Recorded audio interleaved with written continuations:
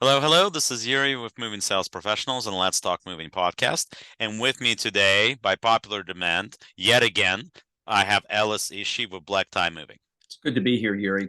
Always Thank you. great to be on your podcast. Thank you very much for joining me. It's a pleasure. You're really helping me out today. I really appreciate that. So it's been about a year since we talked last, approximately. So tell me, changes, what has happened in the year since we talked last? Yeah, lots of changes. So we've had to pivot and be flexible with the industry, and we've had to listen to what's going on, not only in the real estate industry, but in all service industries that require moving companies to go in and service homes and commercial businesses. So a couple of big highlights for us is we've got more involved in the commercial side of moving in our company. And we've incorporated new roles from a general manager perspective within the field to do that. And then inside in the contact center, where we take a lot of inbound calls, we've worked on a few follow-up procedures. We've used AI to do some of that, and we've done some other campaigns that have really helped our sales team be more effective communicating and following up with customers the way they need to be followed up with. Okay, so you brought something that's always interesting to me. So AI is something that a lot of people talk about, and you tell me what your feeling is with using it, because I haven't used it, to be honest. And my feeling has always been you can use AI, I guess, to an extent, and the question is to what extent? Because keep in mind that probably, and I don't know if this is high, but roughly 30 to 40% of our potential customers that are looking to move are going to be people that are in their 60s plus. People that are in their 60s plus are not going to be as receptive using something like that or talking to something like that versus talking to a real human being. And now for a word from our sponsors. If you're a moving business owner, you may have already heard of Moversville, an email marketing service that helps moving companies increase, repeat, and referral business. But have you heard of Moversville Connect? Moversville Connect is an incredible resource for all things moving. They feature an array of vendors and services that cater specifically to the moving industry. You can find companies that provide moving software, moving sales services, marketing services, moving equipment providers, and much, much more. Visit moversville.com today to learn more.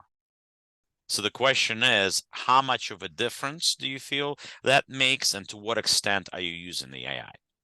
A great question. So, three main ways that we're using AI. One is that we're using artificial intelligence to help us find within our current demographics customers that are like customers that are booking with us that may be interested in our services. So, for example, if we're working in Dallas, Texas, and we know our average household income is $120,000 and the average square foot is 2,300 square feet, AI helps us go out and find customers that are potentially moving that fit that particular demographic of customer. And that's just a random example. I mean, Okay. we target all types of customers, right? So AI is helping us to solicit to customers the correct way. So that's number one. Number two, as we write blogs, right? So we have an SEO presence like most moving companies do, and to grow your website, you have to write blogs and blogs that customers will engage with, and AI helps our department that does those blogs write blogs that are meaningful. So in your example where you say the average customer is 50, 60 years old, you can literally go into AI and say, my average demographic is the age of 60 years old. They are potentially retiring in the next 8 to 10 years. They may be downsizing. Topic today is going to be how do you downsize? How do you get rid of some of your inventory and move into a more affordable or more accommodating home at that point in your life? And so AI will help create a framework blog that impacts that particular customer. And then, of course, we can modify that however we feel necessary. But it certainly helps us to target the right type of audience. That's number two. And then the other way AI helps us, it literally helps us to reach out to customers in a sense of through a third party company to follow up with customers. So once a customer hits our website and creates an online form, or they call into us and we create an online web form, AI will do a 3-part campaign where they communicate with that customer based on parameters that we've put in there to try to get that customer to re-engage with us. So, of course, we're on the phone, we're calling the customer, trying to engage with them. That's priority number one. But if you have AI on the backside that's also reaching out to that customer for you in the form of email or texting, because customers communicate differently, they prefer to communicate differently, then you are touching your customer at the right or the appropriate times, the way the customer needs to be communicated with. So basically, if I understand correctly, what you're doing is you're using AI basically as a funnel where you are creating specific focus group, whether it's certain ages, certain household cost, whatever, they're building their apartment, their house, whatever. And you are reaching now, are these your former customers? Are these cold leads? What are they? Does your company need more creative marketing and ad campaigns to improve traffic and organic leads? Well, Moving Sales Professionals has a solution for you. We have partnered with social media marketing agency that has over 300 million views on their ads and videos across social media. And they have generated over $35 million for their clients over the last 10 years alone. Their services include content creation, social media ads, pay-per-click campaigns, website and funnel development, Google Ads, email marketing campaigns, lead generation, and much, much more. For limited time only, they have discounted rates for their services. Sign up for a free consultation call with us via our Calendly link on our website or below this video.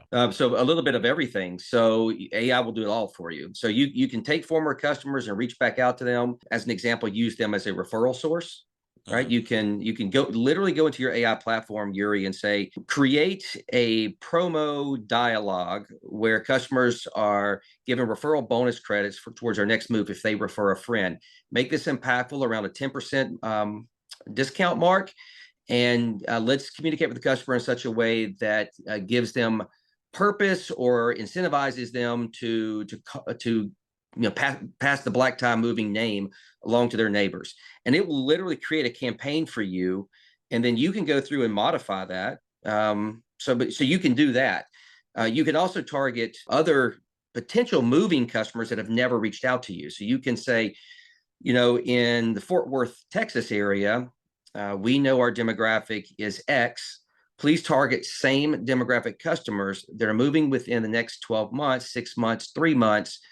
And let's create a campaign where we can reach out to those guys and hit them with text blast or hit them with mailers. AI finds, using, let's say, Zillow or whatever else that's out there, is basically mining these leads for you. So what you're getting, basically what you've built or using the AI, whether it's your own generated or you're having somebody else do this for you, build this for you, right? Yeah. So this tool is basically targeting a specific audience in specific area of specific size. And since you're targeting people that are moving, which means that they got their houses probably on the market. So you're using the information that's available out there to link it to your software, in which case the AI takes care of the verbal communication, so the text messaging and emails, and you take care, or rather written communication, and you take care of the verbal by calling those same people. So basically, AI takes 2/3 of your communication away from you and lets your sales have an even larger focus on the phone call specifically. That's correct. And right now we're only talking about the follow-up process or maybe targeting new customers. I mean, AI does 100,000 other things, right? I mean, if you're a sales coach, not to go down too many roads with this conversation, but if you're a sales coach and your sales team's struggling with a stall or struggling with certain maybe objections, right, that you hear quite a bit, you can, as a sales coach, if you really understand selling, can go in there and put into AI, hey, look, this is the kind of dialogue I'd like to see with my sales team. This is what they're saying instead. Please help me to create a beginning framework training program.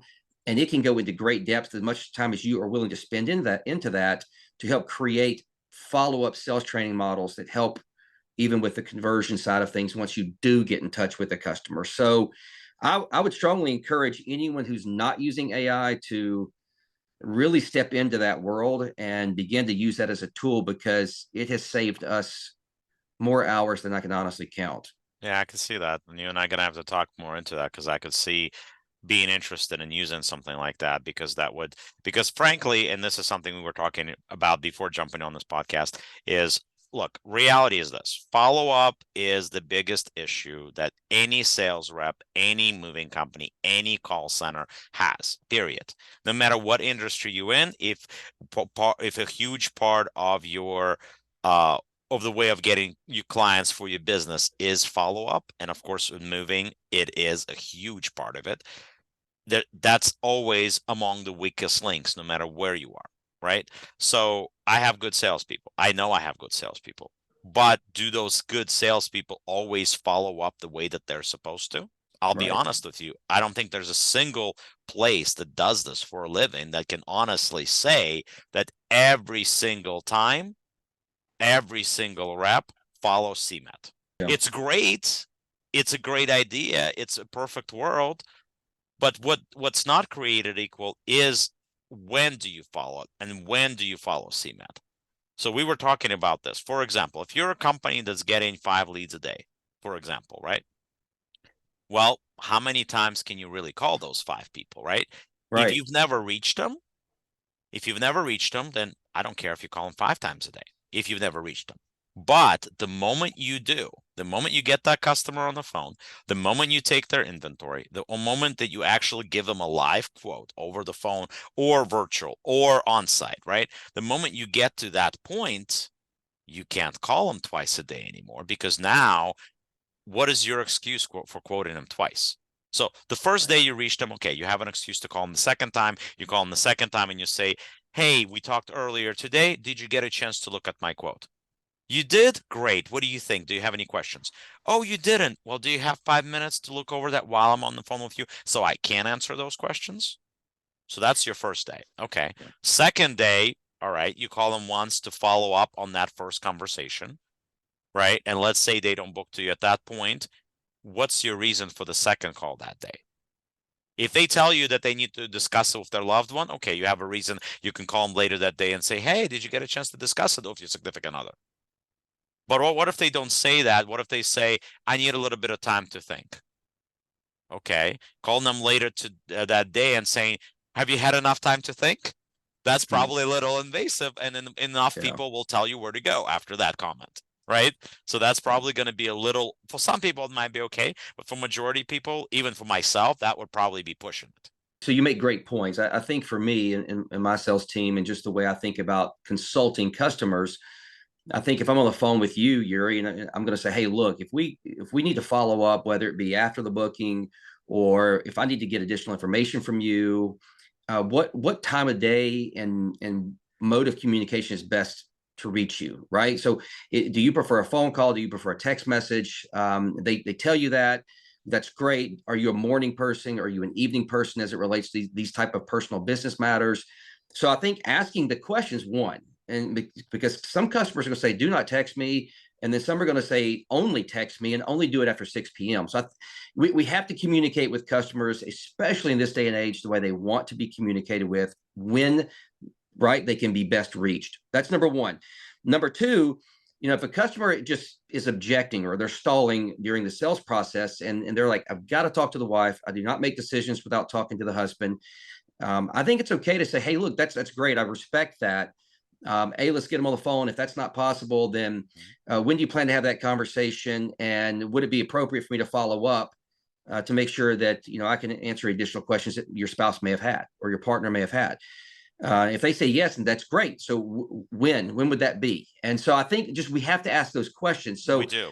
when we Absolutely. when we follow up, it's not being pushy; it's being being consultants, right? And so I think about myself, and if somebody's going to follow up with me, I'm getting carpet replaced in my house right now. True story. And this guy continues to text me over and over again, and I keep thinking to myself. Of course, I'm hypercritical because I do this for a living. I'd say, hey, like, if you just would say, when's the appropriate time? What's the best way to communicate? What are next steps for you? Those things would matter to me as a customer. Hmm. The last thing is to just to ask them, hey, well, I want to earn your business, Yuri. It's important to me that Black Tie Moving is your preferred mover, that we take care of you. Hmm. We're also booking up. We're also very busy. And so I want to at least shadow block, or at least want to, you know, temporarily block off this crew for you, this truck for you. And so why don't I do that? And so you don't lose the spot, because I'm confident I'm going to win your business, because I love what I do, and I'm sure you're going to feel that as we have these conversations. Um, when can I follow up, right? What does that look like? Can I text you first and let you know I'm calling you? And so begin to get permission to follow up at the time they need to, and do it in a professional, consultative way, so that there's relevancy to what you're trying to do with your clients. Yeah, absolutely. And it's kind of like it's the same thing that so I went to New York State event this past year. Oh, well, past October now. It's almost a year now, right? So I went to New York State event, and one of the gentlemen that was there, he was an Eastern Regional Sales Director for Wheaton Beacons, Okay. and he said one thing that really stuck with me.